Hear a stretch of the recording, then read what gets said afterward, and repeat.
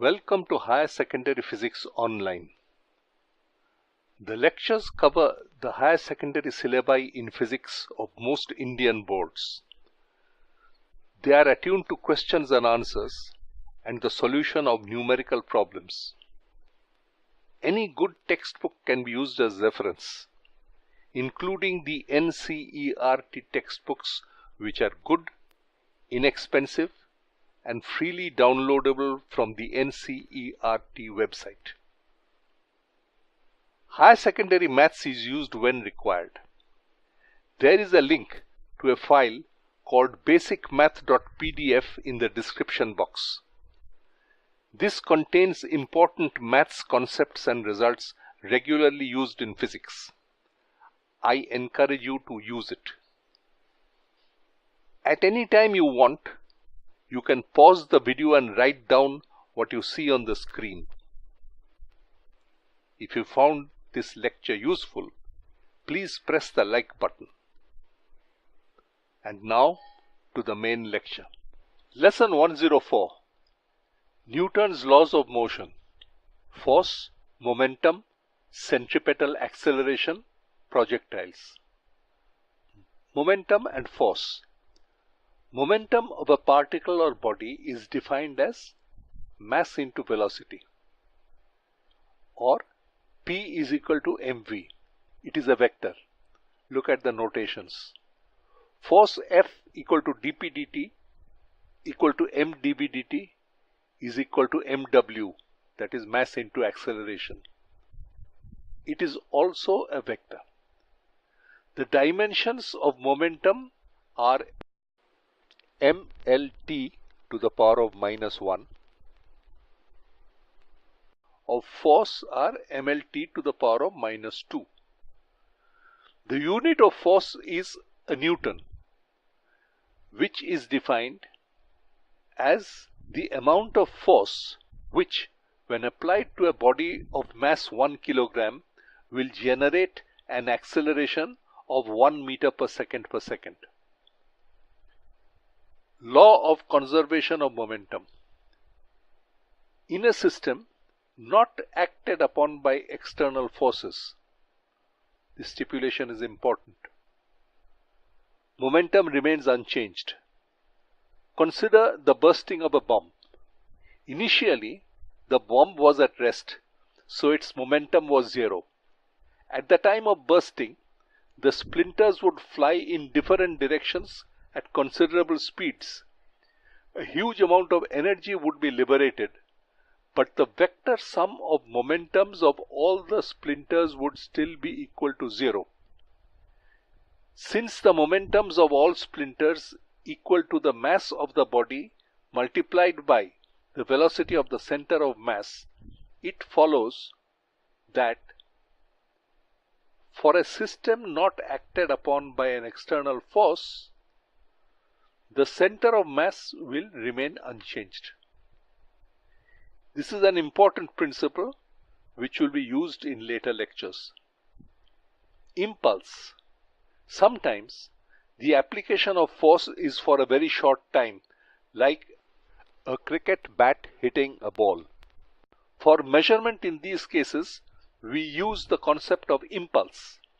F equal to dp dt, which is approximately equal to delta p by delta t, where delta t is very small. So impulse I is equal to delta p. This is the definition, which is equal to F delta t. The unit of impulse is Newton second. Newton's laws of motion. First law. A body continues in its state of rest or of uniform motion in a straight line unless acted upon by an external force. This law, also called the law of inertia, implies that there is no such thing as an absolute state of rest because velocity depends upon the selected frame of reference. Second law.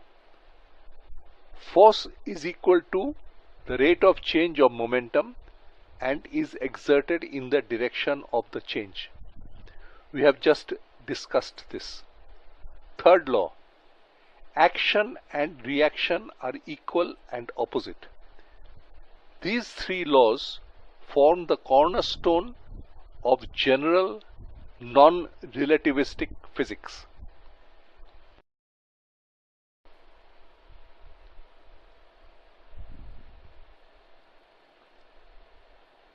Centripetal acceleration. Question: what is the acceleration of a particle moving with a constant angular velocity along the circumference of a circle? In figure 1, we define omega as the constant angular velocity, v as the tangential velocity that is constant in modulus or magnitude, r as the radius of the circle. If theta is the angular displacement any time t, omega equal to d theta dt. By geometry, v equal to r d theta dt, which is equal to r omega, and omega equal to v by r.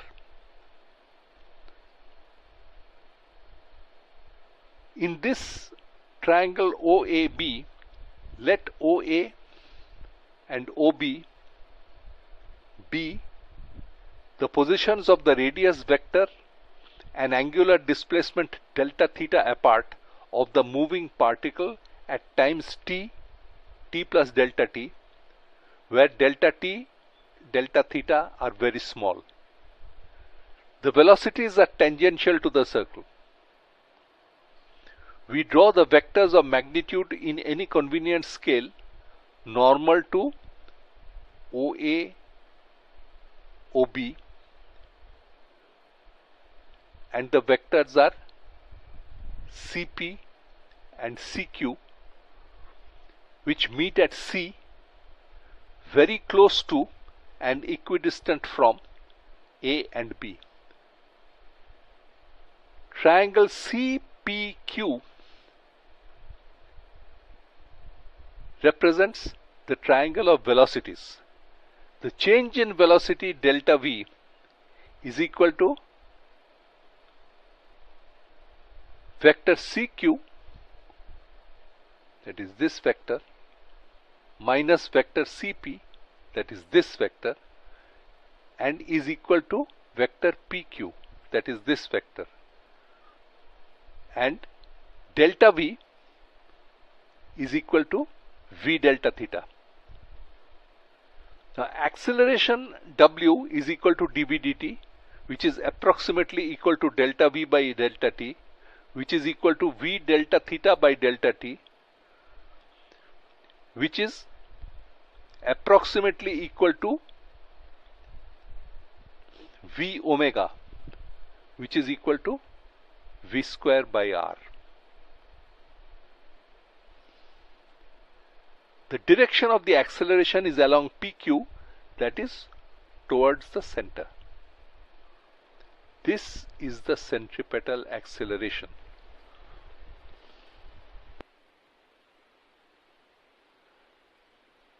Projectiles on a horizontal plane.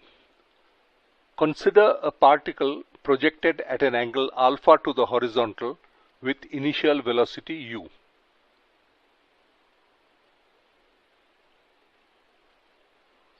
What will be the maximum height to which it rises, time of flight, and range? Assume air resistance to be absent. Let the velocity at any time be v, vx and vy, the horizontal and vertical components. Vx is equal to u cos alpha, because there is no acceleration in the x direction, it remains constant. Vy is equal to u sin alpha minus gt, the component of the initial velocity subject to acceleration due to gravity in the negative direction. When the particle reaches the top, Vy equal to 0, this implies t is equal to u sin alpha by g. from this equation. By symmetry, time of flight tau is equal to 2t is equal to 2 u sine alpha by g. Sy is equal to ut sine alpha minus half gt square. At t equal to tau by 2, where the projectile reaches its maximum height, the maximum height h is given by h equal to sy, which is equal to u square sine square alpha minus u square sine square alpha by 2g. I am sorry, u square sine square alpha by g minus u square sine square alpha by 2g. That is putting the value of tau in this particular equation, which is equal to u square sine square alpha by 2g. That is the maximum height of the projectile. Sx equal to ut cos alpha. At t equal to tau, range r is given by Sx equal to 2 u square sine alpha cos alpha by g. That is, you take this equation and you substitute the appropriate value of tau. This is equal to u square sine 2 alpha by g.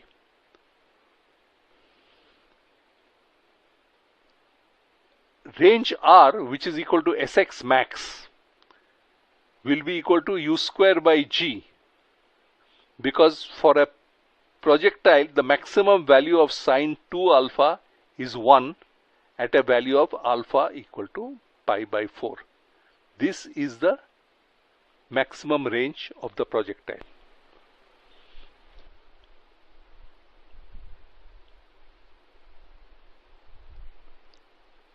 Pseudo force. Consider a block of mass m being pulled up by a force F on a smooth plane, that is one with no friction, inclined to the horizontal by an angle alpha. Resolving the forces along and perpendicular to the plane, we arrive at figure 3. Since the body does not move normal to the plane, the normal force N is equal to the component of the force of gravity in this direction, mg cos alpha. N equal to mg cos alpha. Now along the plane, the force F is greater than mg sine alpha, that is the component of the weight along the plane, and the difference produces an acceleration w in the upward direction of the mass m, that is in this direction, upward direction. This implies that F minus mg sine alpha, the difference in the forces, equal to mw, that is the acceleration. Now, instead of analyzing in this fashion, let us consider the motion in a reference frame attached to the body.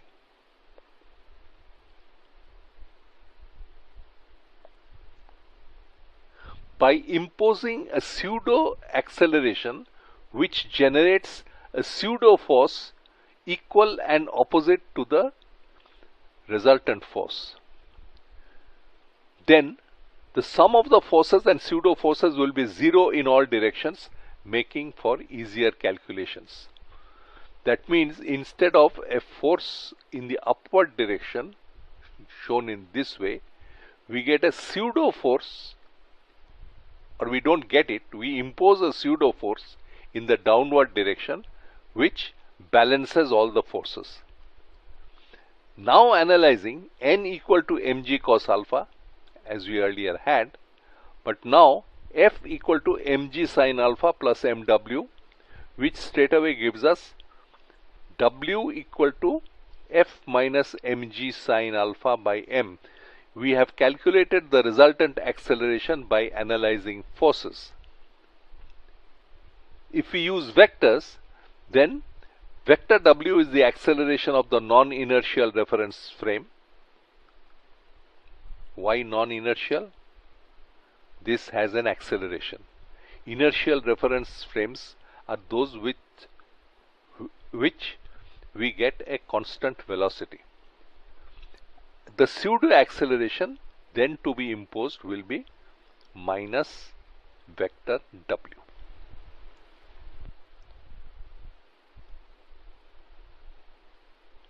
Friction. Consider two bodies with plane surfaces in contact with each other and a normal force N between them. Interaction between the surfaces develops a resistance to the sliding of one surface over the other called a frictional force.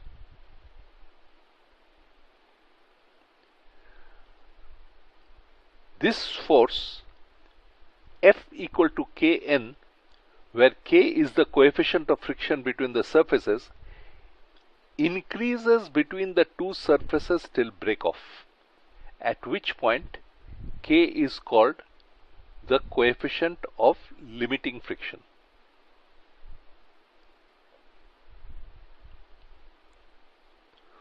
Once movement sets in, K drops, at which point it is called the coefficient of sliding friction. K is independent of N, or the relative velocity of the two surfaces.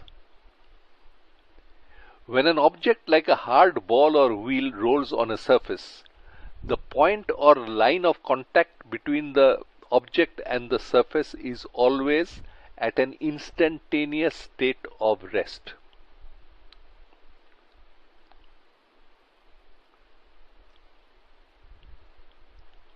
And the frictional resistance to motion is zero. What happens if it is not hard?